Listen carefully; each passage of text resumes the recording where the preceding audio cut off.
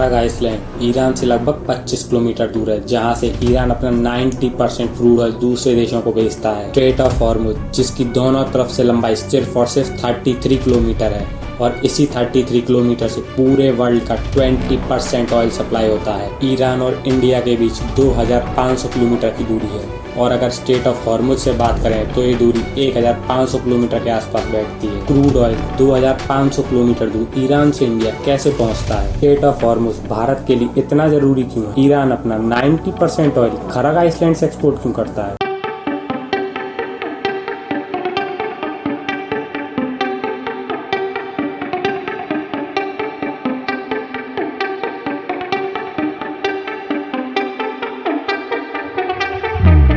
सबसे पहले जो बात दिमाग में आती है कि आखिर ईरान के पास इतना तेल आता कहां से है। ईरान के पास पूरी दुनिया का चौथा सबसे बड़ा ऑयल रिजर्व है। अहवाज, मरून, गजसरन और अगाजरी ईरान के कुछ इम्पोर्टेंट ऑयल फील्ड्स हैं, जिनमें से अहवाज ईरान का सबसे बड़ा ऑयल फील्ड है। अगर लोकेशन की बात करें तो ये ऑयल फील्ड्स यहाँ पर हैं। यहाँ पर आपके दिमाग में एक सवाल जरूर आ रहा होगा कि ऑयल फील्ड्स क्या होते हैं।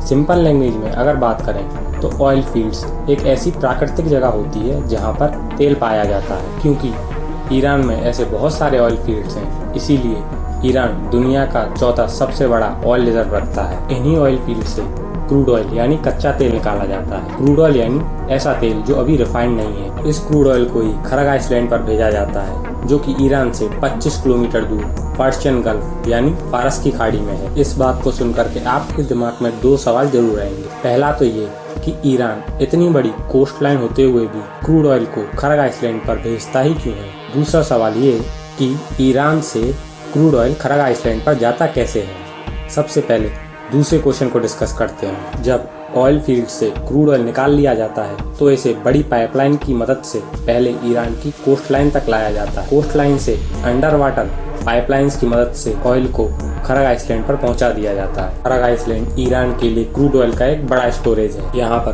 क्रूड ऑयल को बड़े बड़े टैंकर्स में रखा जाता है, जिसमें बहुत ज्यादा सावधानी बरती जाती है, क्योंकि क्रूड ऑयल हाईली इनफ्लेमेबल होता है, मतलब ये बहुत जल्दी आग पकड़ लेता है।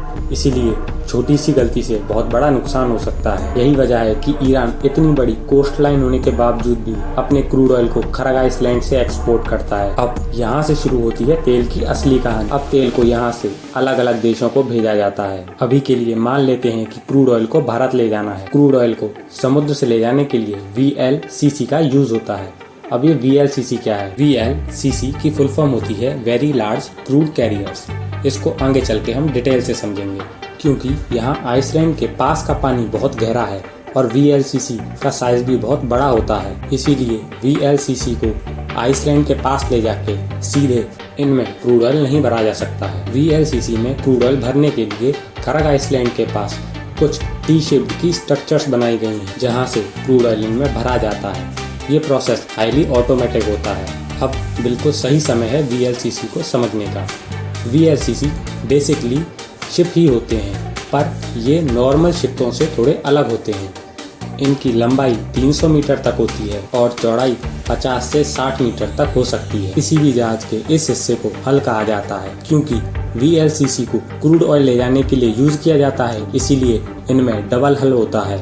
एक तो होता है आउटर हल और एक होता है इनर हल। अगर सिंपल लैंग्वेज में बात करें तो आउटर हल का मतलब होता है शिप की आउटर लेयर और इनर हल का मतलब होता है शिप की इनर लेयर। इन दोनों ही लेयर्स के बीच में एक खास तरह का पानी भरा हुआ रहता है। उस पानी को कहते हैं बैलेस्ट वाटर। शिप के अंदर बैलेस्ट वाटर भरने के दो मेन रीजंस होते हैं। सबसे पहला रीजन तो ये है कि VLCC साइज में बहुत बड़े होते हैं, इसीलिए इनको अपनी पोजीशन चेंज करने में या फिर मुड़ने में बहुत टाइम लगता है। तो VLCC अगर किसी शिप से या फिर किसी दूसरे पत्थर से टकरा जाता है तो नुकसान सिर्फ VLCC के आउटर हल यानी आउटर लेयर को ही होगा, और बैलेस्ट वाटर इस शॉक को एब्जॉर्ब कर लेगा। इसका दूसरा रीजन हम आगे चल के समझेंगे। VLCC के अंदर खास तरह के पंप्स होते हैं जो क्रूड ऑयल को VLCC में भरने और खाली करने में मदद करते हैं। प्रेशर पंप VLCC के अंदर क्रूड ऑयल में प्रेशर को मेंटेन करने में हेल्प करते हैं, और प्रोपेलर पानी को पीछे की ओर धकेलते हैं ताकि VLCC आगे बढ़ सके। VLCC के अंदर एक और खास तरह का सिस्टम इंस्टॉल्ड रहता है जिसे कहते हैं IGS यानी इनर्ट गैस सिस्टम। हमें ये तो पता है कि क्रूड ऑयल हाईली इन्फ्लेमेबल होता है, मतलब जल्दी से आग पकड़ लेता है और किसी भी चीज को बर्न करने के लिए रिक्वायर्ड होती है ऑक्सीजन। इसी प्रॉब्लम से बचने के लिए VLCC पर IGS इंस्टॉल्ड किया जाता है। IGS ऑक्सीजन लेवल को 5% से भी कम कर देता है, जिससे आग लगने का खतरा लगभग खत्म हो जाता है। अब क्रूड ऑयल को लेकर VLCC समुद्र के रास्ते आगे बढ़ता है, स्ट्रेट ऑफ हॉर्मुज की तरफ। हालांकि क्रूड ऑयल से रिलेटेड नहीं है, पर इसी सी रूट पर एक और आइसलैंड पड़ता है जिसका नाम है साउथ पार्स, या जिसे कभी कभी नॉर्थ डोम फील्ड भी कहते हैं। ये वर्ल्ड का लार्जेस्ट नेचुरल गैस फील्ड है, यानी यहाँ पर वर्ल्ड की सबसे ज्यादा LPG गैस पाई जाती है, जिसका एक हिस्सा साउथ पार्स ईरान की तरफ पड़ता है और दूसरा हिस्सा नॉर्थ फील्ड कतर की तरफ पड़ता है। खैर, हम अपने टॉपिक पर वापस आते हैं। यहाँ से VLCC अब स्ट्रेट ऑफ हॉर्मुज में पहुँचता है। स्ट्रेट ऑफ हॉर्मुज ये पर्शियन गल्फ को गल्फ ऑफ ओमान से जोड़ती है, मतलब फारस की खाड़ी को ओमान की खाड़ी से जोड़ती है। स्ट्रेट ऑफ हॉर्मुज की लंबाई 167 किलोमीटर है और इसकी चौड़ाई 33 किलोमीटर है और कहीं कहीं पर 39 किलोमीटर तक भी है। क्योंकि स्ट्रेट ऑफ हॉर्मुज की लंबाई सिर्फ और सिर्फ 33 किलोमीटर है और यहाँ से वर्ल्ड का 20% ऑयल सप्लाई होता है, इसीलिए ये भारत के साथ साथ ऐसे सभी देशों के लिए जो कि ऑयल इंपोर्टिंग कंट्रीज हैं, उनके लिए बहुत ही ज़रूरी लोकेशन है। स्ट्रेट ऑफ हॉर्मुज को क्रॉस करने के बाद शिप गल्फ ऑफ ओमान में पहुंचता है। वैसे तो ईरान और इंडिया के बीच की दूरी लगभग 2500 किलोमीटर है, पर अगर स्ट्रेट ऑफ हॉर्मुज से बात करें तो ये दूरी 1500 किलोमीटर के आसपास बैठती है। यहाँ पर आपके दिमाग में एक सवाल जरूर आएगा कि इन VLCC की स्पीड कितनी होती है। तो असल में इनकी स्पीड 13 से 17 नॉट्स के आसपास होती है।